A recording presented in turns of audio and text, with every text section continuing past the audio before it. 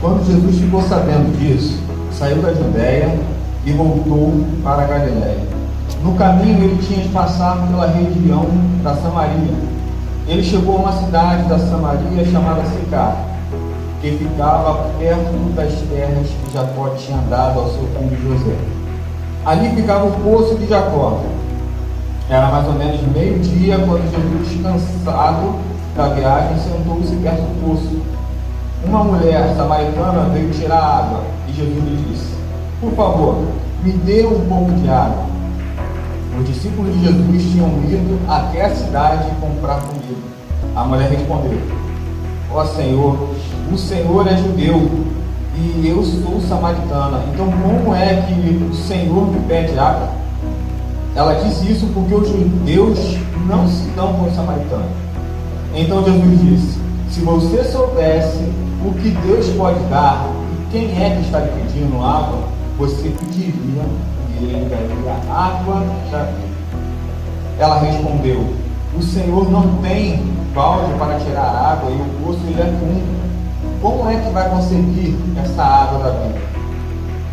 Nosso antepassado Jacó nos deu este poço. Ele e os seus filhos e os seus animais beberam água aqui. Será que o Senhor é mais importante do que Jacó? Então Jesus disse: quem beber desta água terá sede de novo.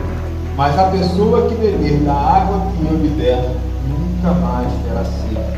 Porque a água que eu lhe der se tornará nela uma fonte de água que lhe dará para a vida eterna. Então a mulher pediu: por favor, me dê dessa água. Assim eu nunca mais terei sede e não precisarei mais vir aqui buscar água. Vai chamar o seu marido e volte aqui. Ordenou Jesus. Eu não tenho marido, respondeu a mulher. E então Jesus disse: você está certa ao dizer que não tem marido, pois já teve 5 e este que você tem agora não é de fato o seu marido. Sim, você falou a verdade. A mulher respondeu: agora eu sei que o Senhor é profeta. Os nossos antepassados adoravam a Deus neste monte, mas vocês, judeus, dizem que Jerusalém é o lugar onde devemos adorá-lo. Então disse Jesus à mulher: mulher, creia que eu digo, chegará o tempo em que ninguém vai adorar a Deus, nem neste monte, nem em Jerusalém. Vocês samaritanos não sabem o que adoram, mas nós sabemos o que adoramos, porque a salvação vem dos judeus. Mas virá o tempo, e de fato é, que já chegou, em que os verdadeiros adoradores vão adorar o Pai em espírito e em verdade, pois são esses que o Pai quer que o adorem. E quando eu olho para esse texto, para essa passagem, eu começo aqui a entender algumas verdades para o nosso tempo. Porque muitas vezes nós andamos por vista. Muitas vezes nós colocamos rótulos nas pessoas que eles não existem. E quando nós vemos Jesus indo ao encontro desta mulher chamada samaritana, conhecida como samaritana. Na verdade, esse não é o nome dela, é o nome de um povo. E quando nós olhamos para essas verdades que se encontram nesse texto, nós começamos a ver que nós não podemos rotular, colocar tabu diante de um Deus que pode todas as coisas. Perceba que assim que nós começamos a ler esse texto, ele diz: no caminho ele tinha de passar pela região de Samaria. Queridos, quando nós olhamos para esse texto, a gente estava conversando ontem, né, pastor Adriano, que um judeu de maneira alguma teria qualquer tipo de contato com um samaritano. Um judeu de modo algum sentaria no mesmo lugar que um samaritano está sentado, colocaria a mão no copo que um samaritano colocou a mão. Ele de maneira alguma teria algum tipo de contato. Porém, ele diz aqui que ele tinha que passar por Samaria. E a verdade é que todo judeu ia contornando exatamente para não ter contato com qualquer samaritano. E a primeira verdade que eu vejo nesse texto é que ele é completamente diferente. Ele decidiu passar por aquele lugar. E é como o Senhor Deus fez nesta noite. Ele decidiu, ele marcou um encontro comigo e com você nessa noite. não foi você que resolveu, não, eu vou, sim, eu vou lá na igreja. Mas quantas coisas poderiam ter acontecido? Quantos lugares você poderia estar? Quantas vezes nós falamos, ei, hoje eu não vou, hoje eu não estou bem, eu não vou para a casa do Senhor, hoje para mim não dá mais. Mas certamente quem marcou o encontro e alcançou a minha vida e a sua vida foi o Senhor Jesus. Porque se dependêssemos de nós, irmãos, por muitas vezes nós ficaríamos perdidos. Nós ficaríamos verdadeiramente distantes do amor e do poder desse Deus. Quando eu olho para esse contexto, eu vejo que Jesus ele transpassa, ele sobrepõe toda e qualquer barreira. Samaria, né, esse termo do hebraico vai dizer que é uma cidade, são pessoas de uma cidade, não se sabe ao certo, mas ali havia muitos problemas. Diante desse povo existia vários problemas sociais que já estavam sendo acarretados por motivos históricos, por motivos religiosos e que já vinha desde a época do rei Davi. Quando nós olhamos para a monarquia que ali estava, que era a monarquia de Saul, Davi e Salomão, a partir daquele momento, depois de Salomão, o reino se tornou um reino dividido. E então houve um problema, houve uma divisão, houve um racha, aonde Jeroboão e Roboão eles resolvem dividir a terra. Quando eles dividem a terra, eles resolvem estabelecer cada um para si um lugar de adoração. Cada um ali resolve, Jerusalém é o lugar escolhido para a habitação deste Deus. E ali já tinha um templo, já tinha tenda, já tinha vários milagres, já tinha várias vitórias. A história estava com o povo, estava em Jerusalém. E então agora as 10 tribos que se juntaram e se separaram resolveram estabelecer uma nova adoração. E essa adoração que acontece aproximadamente no 8º século antes de Jesus Cristo, ela começa a ser estabelecida como uma adoração a Deus ou a outros deuses. Era uma mistura, e eles começaram a adorar como queriam e como bem entendiam. Quando nós olhamos para esse plano de fundo, quando nós olhamos para essa história, nós vamos entender por que Jesus queria encontrar essa mulher. Por que Jesus queria encontrar a minha vida, a sua vida? Por que Deus ele resolve então, por momentos e por vezes, falar comigo e falar com você? Ele estabelece algo que muitas vezes os homens, a sociedade não daria o menor valor, não daria a menor importância, mas ainda assim Ele é o Senhor Deus Todo-Poderoso, que é onisciente. Ele sabe, Ele conhece a minha e a sua necessidade.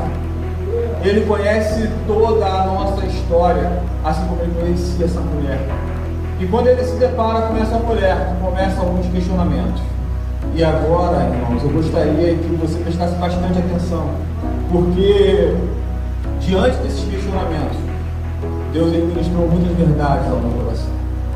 Porque quando nós vemos que Jesus chega diante dela, primeiro, como homem, ela sendo mulher em uma sociedade completamente machista, em uma sociedade completamente patriarcal, não era normal em um momento Jesus querer estar a sós com ela, mas Jesus ele não entra em um acordo.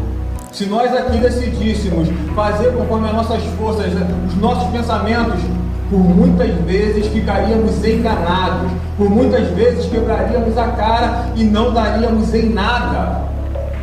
Certamente tudo que tem acontecido aqui tem sido na direção de Deus, porque pela força do homem não dá. Pela força do homem é apenas vapor, é apenas vaidade. Mas quando nós vemos o irmão Ronaldo que se dedica por um momento em colocar, sabe, o seu serviço à disposição desta casa, quando nós vemos o pastor Adriano, eu ou qualquer outra pessoa vindo para cá e se dedicando ao Senhor, é porque nós entendemos quem Ele é e nós queremos conhecê-lo cada dia mais. Nós queremos cada vez mais ter um encontro com Ele. E Jesus, Ele encontra aquela mulher em um estado completamente falido, perdido. em um estágio onde eles eram rejeitados, onde eles eram marginalizados. Nós estamos vivendo dias em que fica muito difícil falarmos desse evangelho, porque a cultura que nós estamos inseridos, ela é muito modulada. Se você não tem um bom emprego, se você não tem um carro, se você não anda bem vestido, se você não anda segundo os padrões desta sociedade, você não presta. Se você não faz e não dá aquele jeitinho brasileiro, você não consegue seguir. Se nós não entendermos verdadeiramente o que Jesus ele tem para a minha vida e para a sua vida, certamente viveremos cada dia mais difícil. Cada dia ficaremos parando em barreiras que Jesus ele já quebrou desde aquele tempo, em que Jesus há 2000 anos atrás ele já venceu por mim e por você.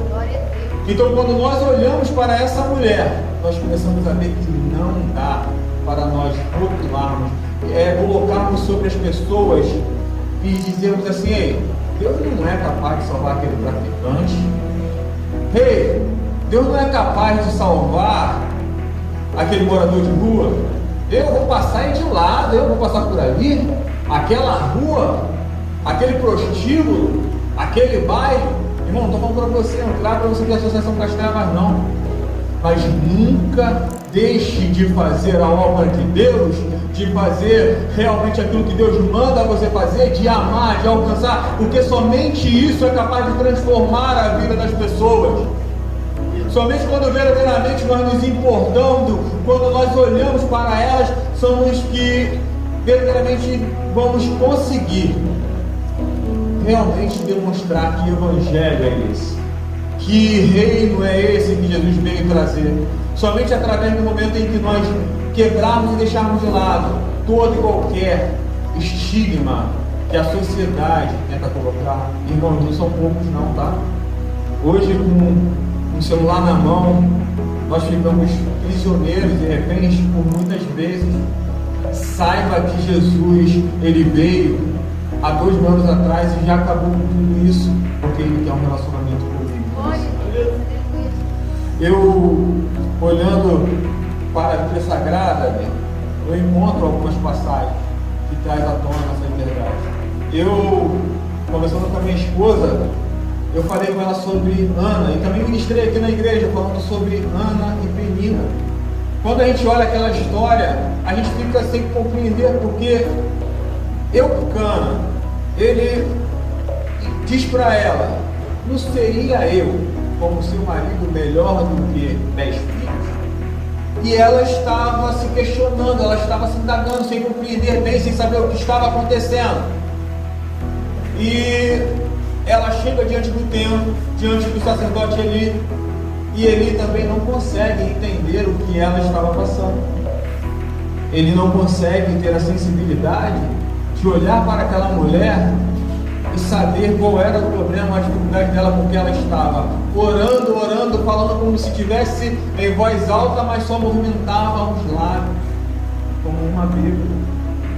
Por isso nós não podemos rotular, mandar por vista, colocarmos rótulos sobre as pessoas. Ei, o Ramon não vai ser ninguém, o Sidney não vai dar em nada, o Raí, esse jovem aí é fraquinho, magrinho. Não, meu irmão, o bicho é forte. Peguei um peso aqui com ele que quase que eu não aguentei. É bem treinado, rapaz. Ronaldo treina ele ali, ó, bonitinho. Irmãos, Deus tem o melhor para a minha vida e para a sua vida. Quando nós olhamos para a Bíblia Sagrada, nós encontramos verdades preciosas. Quando nós olhamos a história de Jó, hoje foi ministrado, Jó, ele padeceu, ele sofreu, sendo ele reto, justo, temente ao Senhor, e ainda assim ele sofreu. Ainda assim ele sofreu perseguição, ele sofreu calúnia. As pessoas diziam que ele tinha pecado, as pessoas diziam que ele estava perdido, que ele não tinha mais uma relação com Deus, que ele havia se perdido. Mas essa não era a verdade que Deus tinha acerca de Jó. Irmãos, só para vocês entenderem, a maior parte da fala que existe no livro de Jó, são mais de 30 capítulos, somente os amigos de Jó acusando Jó de ter pecado. Jó, ele ganha na sua abordagem, na narrativa, porque ele precisa tentar argumentar de alguma forma para dizer: ei, eu não pequei, a aprovação de Deus é a mão de Deus que seja, mas eu não pequei. É por isso que nós não podemos andar por vista, rotulando as pessoas, simplesmente colocando nas pessoas jargões, irmãos. O que eu tenho visto na sociedade de hoje, na igreja de hoje, é muito triste, porque quando eu olho para essas verdades e tento separar, ei, aquele dali é digno do meu amor, aquele dali eu vou cuidar, aquele dali eu vou amar, aquele dali eu vou ser companheiro, aquele dali não dá. Irmãos, não é essa a verdade do Evangelho. A verdade do Evangelho é transpor qualquer barreira, é transpor qualquer mentira de Satanás que é colocada como ditame desse tempo. Nós não podemos admitir, porque Jesus, ele me chamou, ele te chamou para fazermos o ID, para nós fazermos a diferença nessa sociedade, e as pessoas só vão conseguir conhecer realmente quem é esse Deus através da minha vida e da sua vida. Glória a Deus. Então, se eu e você continuamos fazendo como o mundo faz, esse daí não vai dar em nada. Irmãos, eu tive uma triste experiência, que foi uma vez eu saindo da porta da minha casa, e na esquina de casa eu ouvi uma mãe, e a esquina da minha casa é como se fosse um campo, tá? A distância é como se fosse daqui ao campo, ali da esquina. Uma irmã, eu não sei irmã, né? Mas que amaldiçoava o seu filho até a 5ª geração. Falava que ele ia ser bandido igual o pai, que ele não ia dar em nada, que ele iria morrer, que ele não prestava para nada. Quantos aqui já ouviram isso? Quantos aqui já ouviram isso? Eu já ouvi muitas vezes. Eu ouvi isso até dentro da minha casa.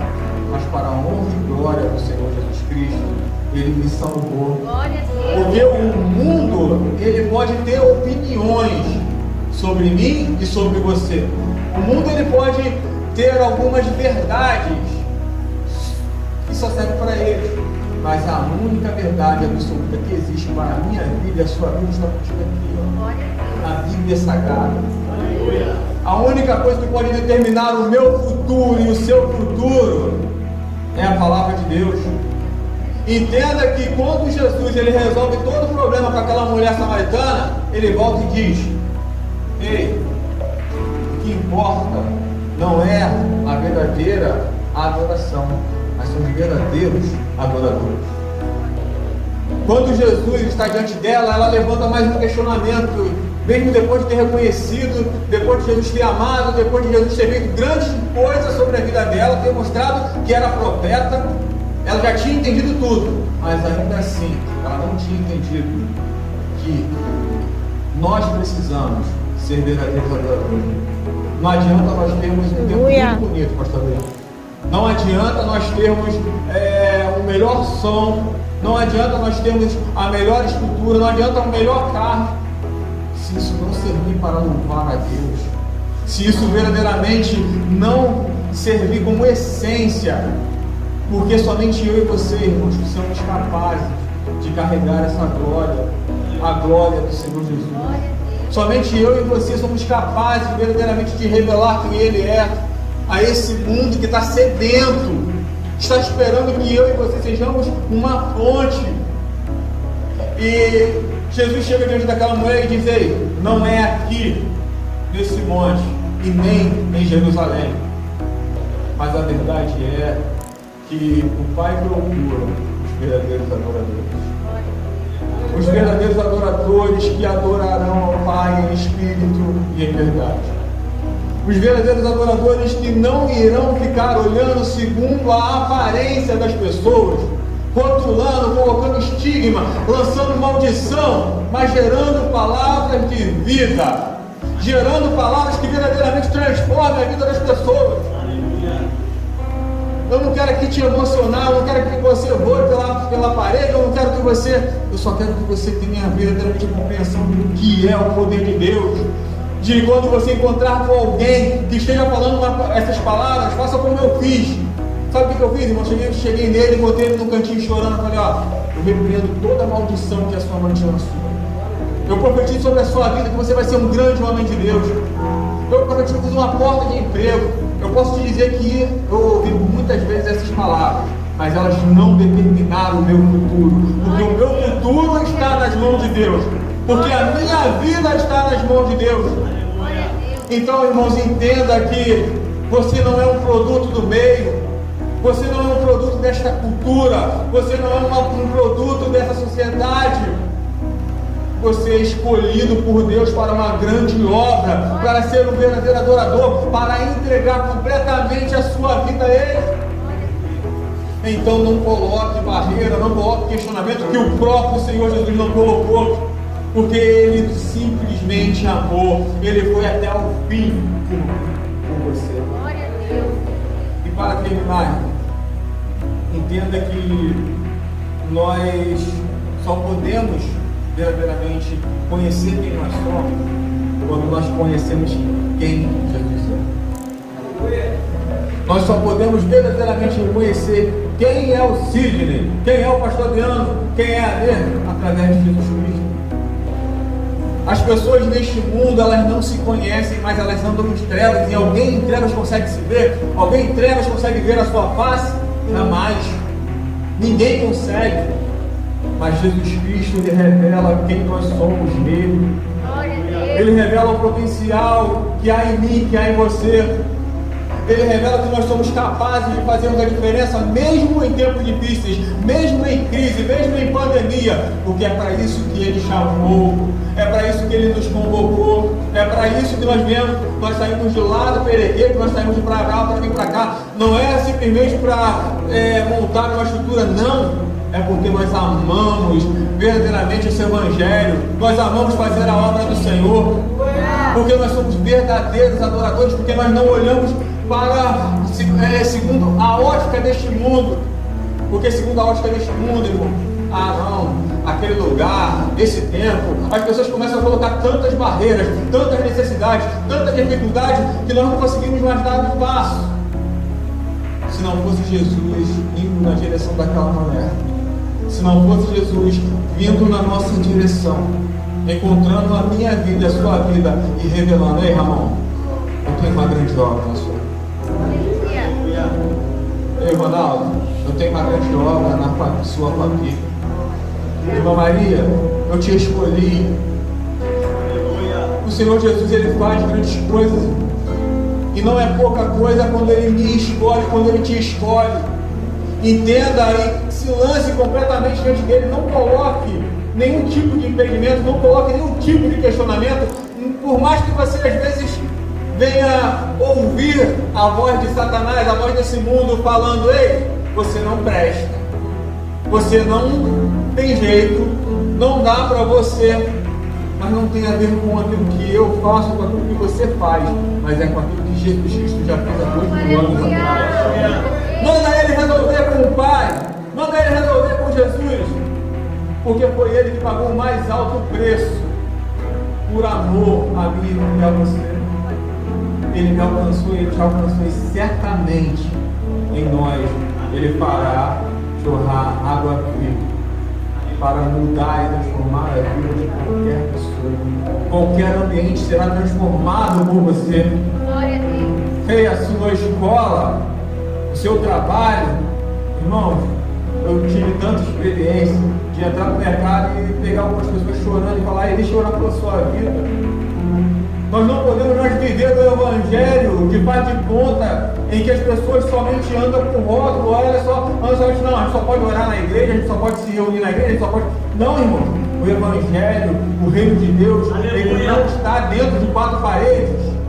Ele precisa que eu e você venhamos verdadeiramente levar para que as pessoas venham reconhecer como essa água viva, ela é capaz de transformar a vida das pessoas. Como que é bom servir a esse Deus? Como as pessoas vão compreender se eu e você verdadeiramente não pararmos e deixarmos de lado todo o questionamento desse mundo. Então, que nós venhamos fazer como o pastor Adriano ele falou aqui, buscar a Deus em primeiro lugar, e as demais coisas, elas serão acrescentadas.